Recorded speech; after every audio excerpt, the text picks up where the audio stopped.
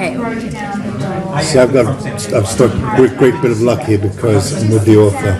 So any questions that I can't answer. And I'm just going to give him the answer, then he gets to say them. Because let's face it, we always want to listen to him talk a little bit longer. Yeah. Well, this is a question I have for Deb. I saw you in 2015 when you were on your Book of Life tour in Ann Arbor. And at that time, I know that you were in the beginning of this process of creating the show. And here we are 3 years later. So this must be a really fantastic sort of full circle-ish type of moment. So can you talk a little bit about the process of getting this series made, and how has it been for you behind the scenes? Well, you know, it's interesting.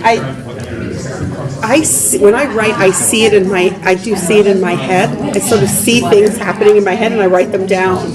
And so I always sort of felt like I didn't feel like I needed to have it as a film or a television show, and that if it was ever going to be made, it needed to be made by the right people, with the right cast, with the right kind of spirit behind it, because I just didn't want it kind of stripped down to its bare bones and then rebuilt into something else. And you know, a lot of people might say that, but I'm a teacher, so I ask lots of hard questions, and it became pretty clear pretty early that, you know, a lot of people wanted the storyline. They wanted Diana and Matthew and sort of Forbidden Love, so they could do something else entirely. And I wanted to tell, if they were going to buy it, I wanted them to tell the story. So it's been just amazing, and just to sort of see it come to life, and to really go through that hard work. And it is really hard to take a book and make a good adaptation. That is not, I think it's probably harder than doing something from the ground up. Well, I would think that. I wanted to ask you that, because the book is very much seen through the eyes of Diana, you know, as she experiences the world. Of course, when you then create a television series, you have to take those worlds that only exist when she's with them, and you have to give them their backstory and their life, so that they have the integrity of wherever we go. We have to set up their stories before she sees them anyway, because you don't have unless you're going to do what you call like a voiceover narration going on. So that's extraordinary amount of work. Yeah. It's like you've got to unpick it. So one of the things that we did was because it is all told most, you know, from Diana's point of view, was to realize that what was everybody else doing on Friday night? Where was Peter Knox on Friday night when she pulled that book out? And so it was about just taking the story and then just sort of inching it out. And where was Marcus?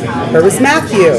How did that all fit together? And then once that happened, you could enter it from all of these different places and pick up. So we get to see sort of the stories of all those people who we only ever see through Diana's.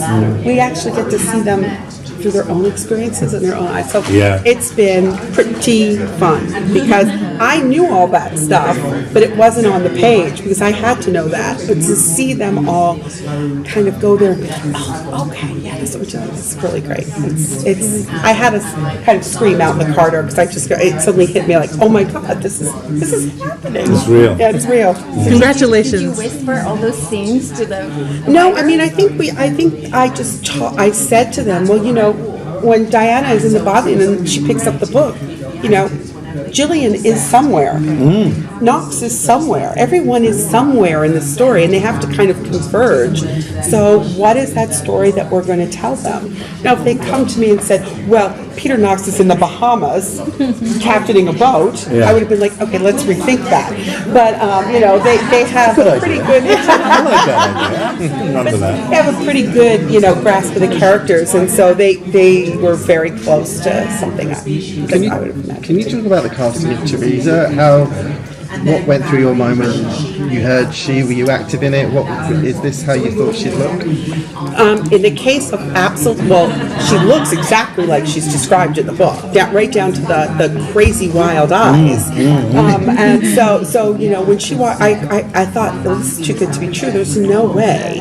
There's just no way. And she's so articulate, and she is so like her in so many ways in terms of her fierceness and her courage and her sense of fun when you're on set. And so for me, with all of the cast members, it just there was once they said, "What about so and so for the part?" You know, when they said, "Oh," I said, "Okay, he's never going to do this.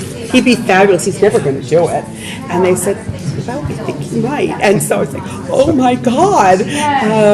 So all the characters are just so on point for who they're playing. All the actors, the characters, and you just kind of got in their skins. Well, you have to. I guess you have to give it over. It's that thing. It's your child, and then you've had to just give it over to a team of creatives, and then they, in a way, have to give it over to the actors. You know, and at each point of collaboration, you can fall out and fall in and fall out, and in a way, you have to, you know, to make that so that you don't get stuck at any point. You don't belabor it, but you do have a very healthy, vigorous debate. And I then, you know, personally, I then have the right to say, well, I'm going to stick up for Peter Knox. Right. You know, I'm not taking an overall view anymore. You know, that bit's done, and I'm in. So I'm going to give this guy the best possible ride that I can give him, and let that provide drama. Therefore, that's an element that you can bring in. Well, that was one of the first conversations we had. Was you said to me, I have a few questions to ask, and they were all about sort of his integrity and what he believed and what he felt. And again, as the author, I came up with all of them, right? So, and none of them are 100% wonderful. So it was really important to me that the actors not want to smooth out all of their rough edges and make them unbelievable, right? I don't want to watch that on television. I want people who I can think, oh God, I felt that way. I've totally felt that way, and be able to kind of go from there. One of the big things for me was, which we mentioned just now when we were doing a panel on it, was that they never lose their connection, however their powers vary. You know, within the witch world, for instance, Teresa is phenomenally gifted, which has been given, and however much that goes on, it never loses its connection with what it means to be alive as a human being. And so it's relatable, whatever they do. They're like super human beings, not just arbitrarily fantastical monsters, but they are treated as such, and that's why they hide in daylight by the human race. I guess what I'm alluding to in a long way is I love the fact that you can see the parallels. It means something to be alive today. It's all in the show. And that was, you know, for me that's it. My hand is, I go, compared to a lot of stuff that's come in, and you know, playing a character like I did in Thrones, and having been deemed to have made that successful, to be a bad guy, as it were, you know, and to take the flack of that, it's going to be quite easy, you know. I get asked to play a lot of mean characters, is basically what I'm saying.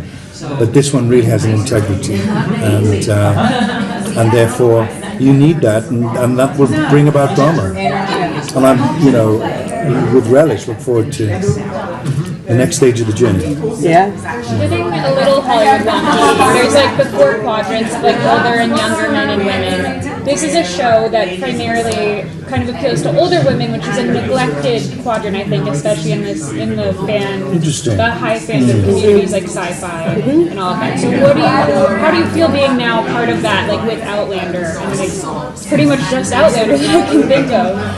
Well, you know, what I'm always struck by is that there seems to me, just on a very superficial kind of sense, that there's a lot of movies about women in their 20s, and there are a lot of movies about women having like nervous breakdowns in their 40s and 50s, and there's very little about women in the middle part, you know, in their 30s, who are And so for me, and I teach, I teach 18 to 21-year-olds who I hope go on to have a really, rich and wonderful life past the age of 21, and maybe don't have a total midlife crisis at 45 where their whole life comes apart. So for me, I was like, let's focus. I loved being in my 30s, You had the sense that you kind of knew something, but you had a long time to look forward to ahead. And I thought, why don't we explore that more? So what's interesting, of course, is to remember, the first book came out in 2011. That was 7 years ago. Some of the people who started reading this book when they were 33, Diana's age, are now 40. And I kind of thought, because I don't write super fast, I thought, wouldn't it be nice to tell people's stories in various stages of life, to have people who are in their 20s, their 30s, their 40s, their 50s, because every stage brings something new to it. So I don't even think of it as being something that's about, sort of women of a certain age, but more just really reflecting the kind of wonderful diversity that exists through age as well as in other ways. I think that's kind of a level of diversity we don't often think about. If you're 30, do you have a really close friend who's in their 70s who's not your mom? Because it might really enrich your life if you did. And maybe is that the historian in me talking? It is. No, it's good. It's rich stuff. Yeah. And there's a big thick seam that we're mining that through you, and that maybe not a lot of people are putting those elements together. Whether I think that as an industry, whenever anything becomes an industry, you look to what's going to sell. There's a commercial aspect. So if something's been done already and it worked, you can say, well, let's jump in there and just redo it and change the names, and that I don't think that works anymore. I like the fact that there's a greater diversity in platforms. I don't understand it all. Streaming services, I don't get me started. But the fact that, like the BBC, it's a big thing now that's come out, that the average age of the people who are watching the BBC is up to about, I think it's 55 or 60. Because now in the UK, we have to pay what's called a television license. It's a state-run thing, and that goes to the BBC. So that is there as a service to the people. But increasingly, it's having to fight now in a marketplace with commercial streaming services. And at the moment, they've really altered the world. But I think that's good. It's shaken the whole. I think it has brought a whole lot of diversity, and I think if what comes out of it is that people take women between the ages of 30 and 45 more seriously as a market that needs to be paid attention to and engaged with, I am totally thrilled to if the discovery of witches helps to make that point, because I think often the market is pitched to different constituencies, and that's not that it's bad, but I would love to think that there was something that was on television that was like, this speaks to me and my life and where I am, and it's and you've got a great lesbian relationship in it, and they're not stigmatized for that. They're just real people. It's not an issue. It's like, oh, this is a big thing. How are they accepted? Because they're witches as well. It's great. And a lot of readers will come up to me in signings and events and say, thank you so much for having gay and lesbian characters where their sexuality isn't the thing that makes them important to the story. And you hear that and you just think, wow, thank you. I just was fascinated in them, but I love it if it speaks to these bigger issues. I think that it's a win for everybody. So we talked about the age issue, but you think that the LGBT couple will also attract that audience to the show as well? Well, George Takei certainly seems to think so, but I don't know, because I think I'm one of those people who just believes that people find the things regardless of their gender, their race, their sexual orientation, their ethnicity, their class, whatever. They find the stories that speak to them. And it was always my intention to write a story that felt like the world I live in, which is diverse and which has lots of different people from lots of different places. And I don't always see that embodied on the screen in a way that makes it seem like this is what people's real lives look like. And I just really wanted to do that. So I hope that they like it. I hope that they come along and fall in love, as I think the people in the audience at the panel did with, did you just totally fall? Didn't you just like, can I come over and hang out in your house? And the banter was, I mean, it's hard not to want to do that. So in a way, your show and the book is educational. If people can experience these lives in a way they haven't experienced it before. That's beautiful. It is. That would be great, wouldn't it? Well, it's all about, I'm a historian, so what I do is I try to teach empathy.